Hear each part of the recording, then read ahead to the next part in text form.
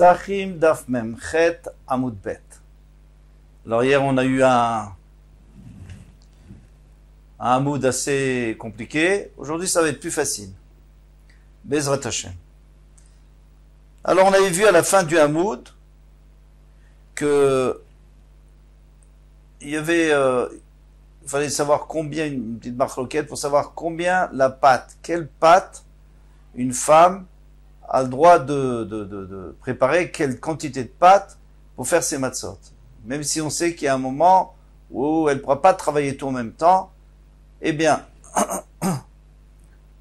on avait vu 2 cabines,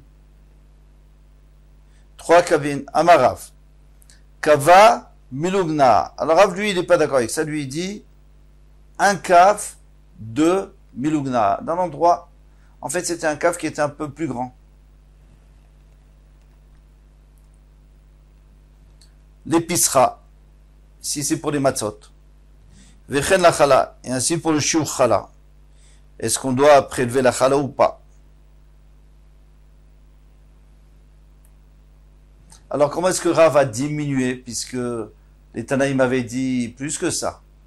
Il y a 2 ou 3 cabines, et lui il dit un cave, même s'il est un peu plus grand, mais c'est pas.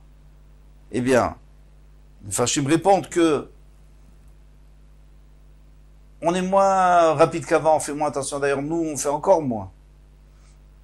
Enfin, avant, il faisait des matzot qui étaient très épaisses, jusqu'à presque un tefar. Aujourd'hui, pas du tout. Parce qu'on est beaucoup moins zaris, beaucoup moins compétent. Donc, on est plus marqué. Tourne la page. Ve'atnan, il faut dire. Pas ve'atana, ve'atnan. Pourtant, il y a une Mishnah qui dit Chamished Revaïd Kemach. 5 quart de caf de farine. Ça fait quoi? 5 quarts, c'est un caf et un quart, puisqu'il y a 4 logins dans un caf. Donc ça fait 5. D'où vient ce chiffre? C'est simple, parce qu'il y a écrit Reshit Arisotechem. Il y a écrit et vous donnerez la chala, parce qu'on avait vu qu'ici c'était la même quantité pour la chala que pour la matzah. Eh bien, il y a écrit le début de votre... donc, vous devrez donner la chala de votre pâte. Maintenant, quelle était la pâte à ce moment-là dans le Midbar? C'était Asirita Efa. Alors, si on fait le calcul, Asirita Efa, le 10e de Efa, aujourd'hui, ça ferait plus, mais comme on a agrandi les mesures plusieurs fois, donc on arrive exactement à 5 logins. Il y en a qui disent Vérod. C'est une marloquette dans la Gemara. Est-ce que c'est 5 exact ou un peu plus? Chayavin bechala, ils sont bechala. Alors maintenant, on a un problème grave parce que Rav, bon d'accord, pour les matzot, on a compris, tu as baissé, tu as diminué le niveau parce que on a aussi diminué notre niveau de compétence. Mais pourquoi est-ce que pour la chala, tu vas changer? Alors il dit, Achika markava milugnae, namia shurakae. C'est la même chose parce qu'on avait dit que le cave de là-bas, de cette ville, il était un peu plus grand que l'autre, c'était 5. Au lieu d'être 4, c'était 5 logins. Amar Rav Yosef. Rav Yosef a dit, Anenaché Didan, nos femmes, Naog Nemifa Kapiza Kapiza. Ils font de la pâte de 3 logins. 3 logins. Donc même pas un cave. Un peu moins qu'un cave.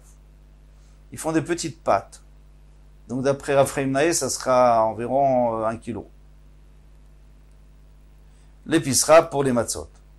Amarle Abaye, Maïda, Terbaye, quelle est ta pensée? Les khumras, c'est de faire une khumra, c'est de faire une plus petite pâte, comme ça, elle n'a pas le temps de monter, on va vite la faire cuire. Mais khumra, t'as des kula ou, et finalement, tu fais une kula. Pourquoi?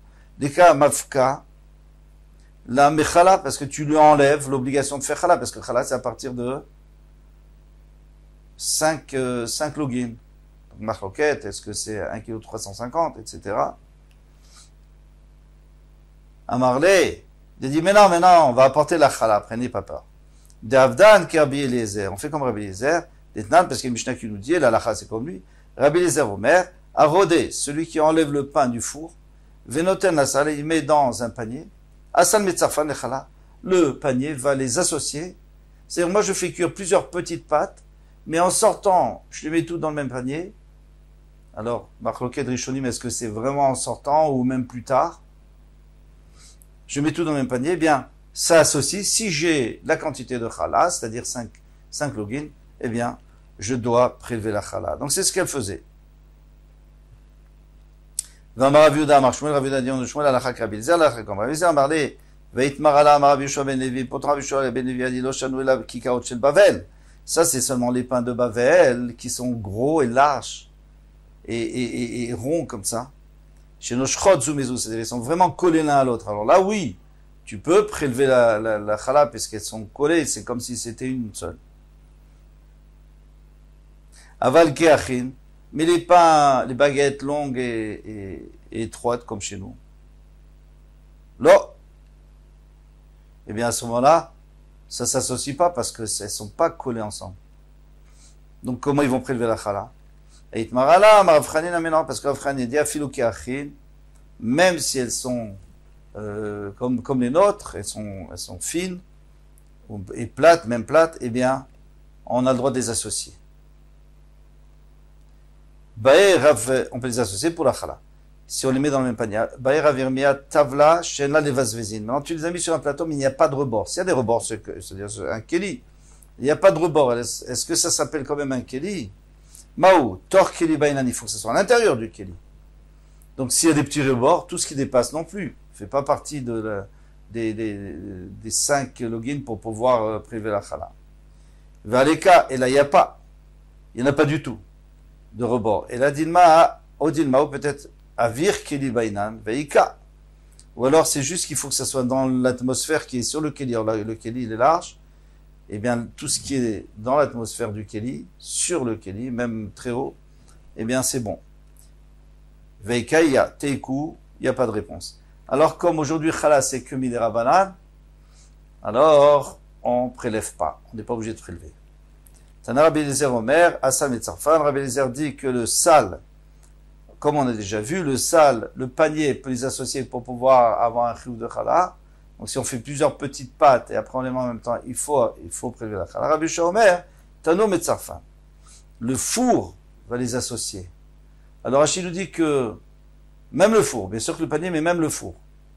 Mais tous les autres versets ne sont pas d'accord parce que Kalva Chomer. Si tu me dis le panier, bien sûr le four. Le four, c'est là où ça cuit. C'est sûr que ça les associe. Peut-être que dans le four, ils sont pas collés. Peut-être. Et alors, ils veulent dire que c'est que le four qu'ils associent, mais pas le panier. On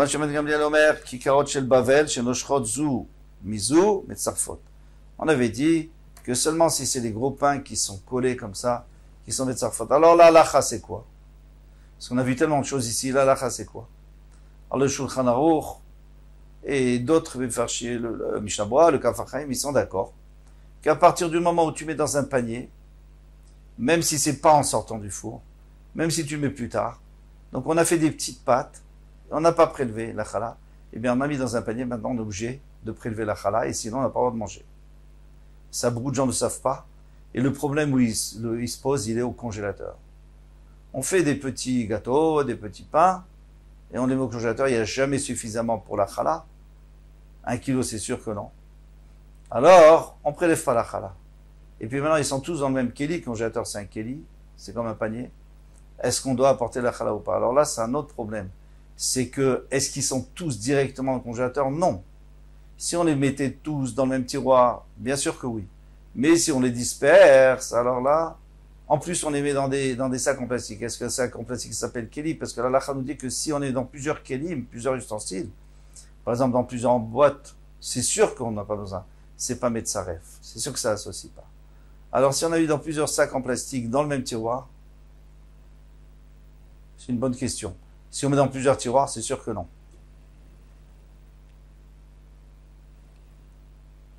A priori. Bon, on ne va pas rentrer là-dedans.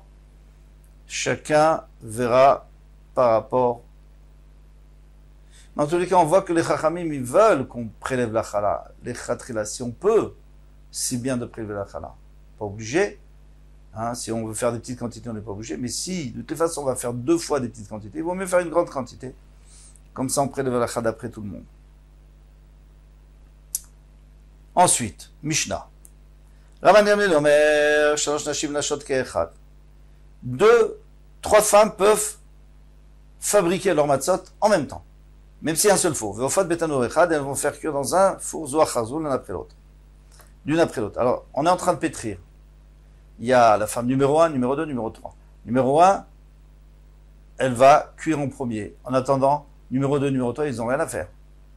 Et donc, leur pâte va monter. On ne nous dit pas qu'il faut continuer à la travailler. On nous dit, la shot ke'echad, elles peuvent pétrir en même temps. Alors, c'est pas du tout comme on fait aujourd'hui. Donc, la troisième qui va faire cuire, elle va laisser longtemps sa pâte dehors. Mais non, les Chachamim disent pas du tout. C'est vrai, elles peuvent s'occuper en même temps de leur batsek, mais pas du tout. Qu'est-ce qui va se passer? La femme numéro 1, elle va commencer à pétrir.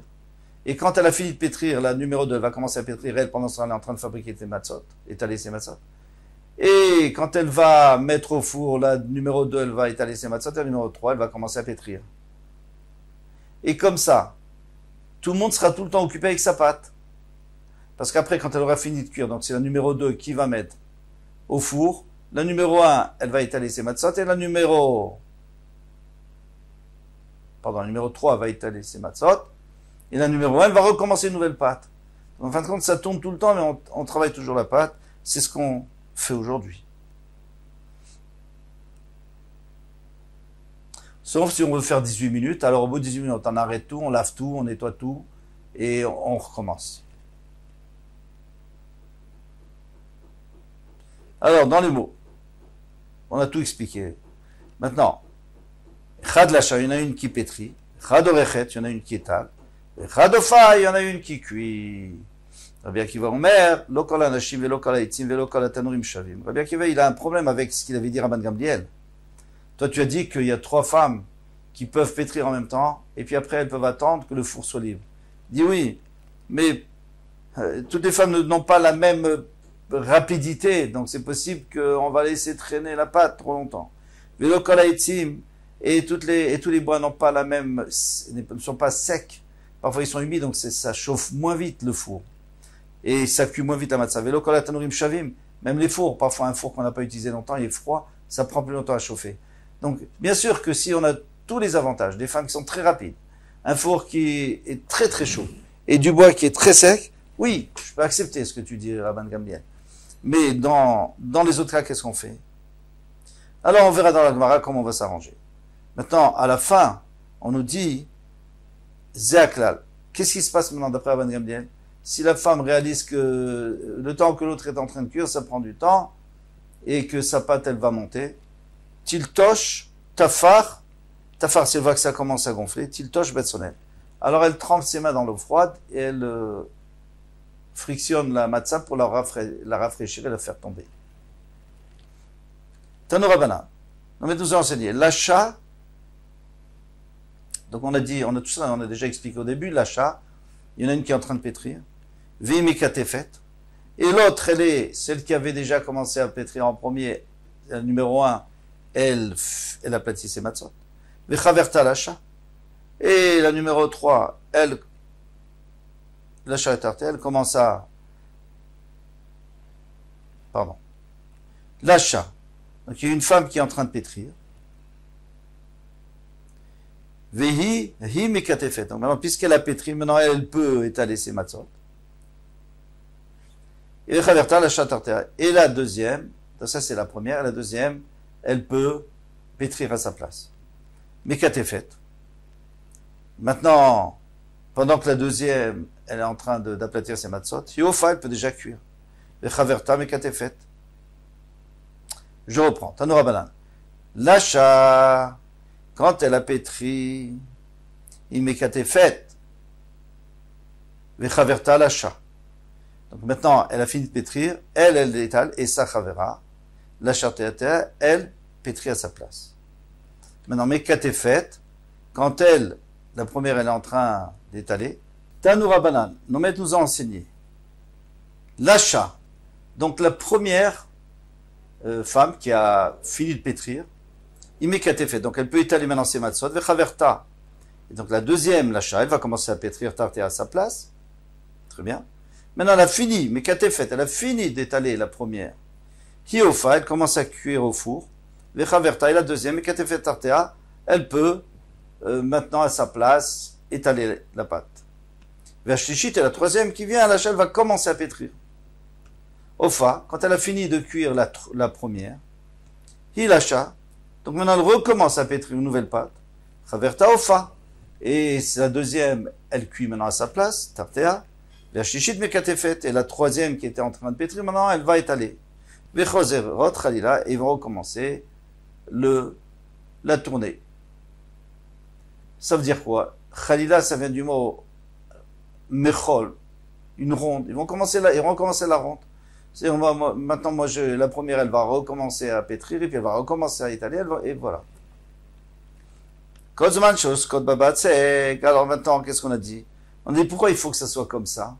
Pour qu'elle soit tout le temps occupée avec la pâte. Et nos balidés, chimoutz, parce que tant qu'on est occupé avec la pâte, on l'étale, on l'écrase, on fait des trous. Et bien d'ailleurs, dans les méthodes d'aujourd'hui, si le four n'est pas disponible, on continue à faire des trous dedans. Avec le rouleau. Et comme ça, elle ne va pas monter. Rabbi Akiva Omer lo kol hanashim, Rabbi Akiva n'est pas d'accord. Lui dit que ça dépend des femmes. Il y a des femmes qui sont rapides, il y a des fours qui sont bien chauds, il y a des bois qui brûlent bien. Tania Rabbi Akiva dit Danti lifne Rabban Gamliel. Une fois j'étais devant Rabban Gamliel et j'ai posé la question, il a Mdenu Rabbeinu. Notre maître, toi Rabban Gamliel, tu nous as dit que 3 femmes peuvent pétrir en même temps et attendre que le four soit disponible. Benachim Zrizot, est-ce qu'on parle de femmes qui sont rapides? Ou Benachim She'enan Zrizot, ou des femmes qui ne sont pas rapides? Est-ce qu'on peut aussi faire ça avec des femmes qui ne sont pas rapides? Betzim Lachim, est-ce que c'est du bois humide, qui ne cuit pas vite?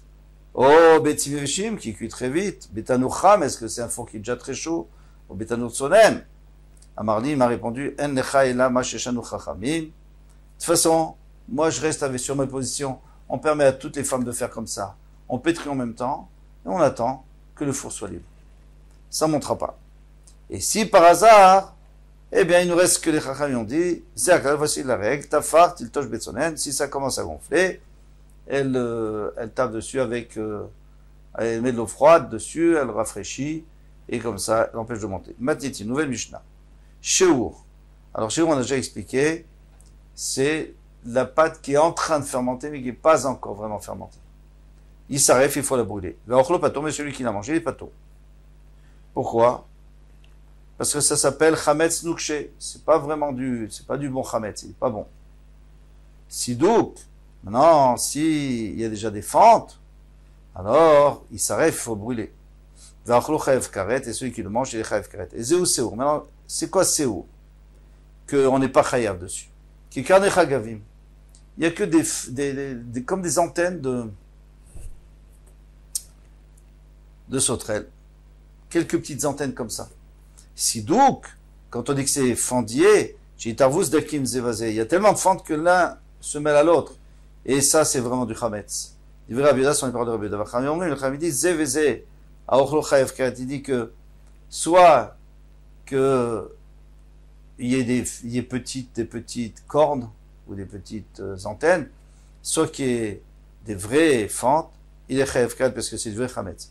Vezeu seur, alors c'est quoi le seur qui est pas vraiment du chametz? Kol shir sifu panav, si la face elle a blanchi. Qui adam she'amdu sarotav, comme quelqu'un qui a eu très peur et qui a pâli. Alors là, c'est sur le chemin d'être du chametz, mais c'est pas vraiment encore du chametz, donc il ne reçoit pas de coup, mais il a pas le droit de manger. Tanoura banan. Alors on voit bien, c'est une machloket, et les chachamim, les chaora, c'est Rabbi Meir, comme on va voir plus loin. Alors il est machmir, lui. Tanoura banan, nous enseigne les sheur, c'est quoi? Siour, pardon, seur.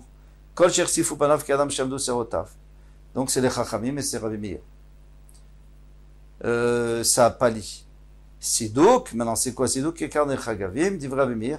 Déjà, dès qu'il y a des antennes, des petites fentes, déjà, c'est du vrai chametz. Rabbi Omrim. Rabbi disent, donc c'est Rabbi Yehuda a priori, puisqu'il discute contre Rabbi Meir, et Zéou Seur, qui incarne Chagavim. Seur, c'est comme les antennes.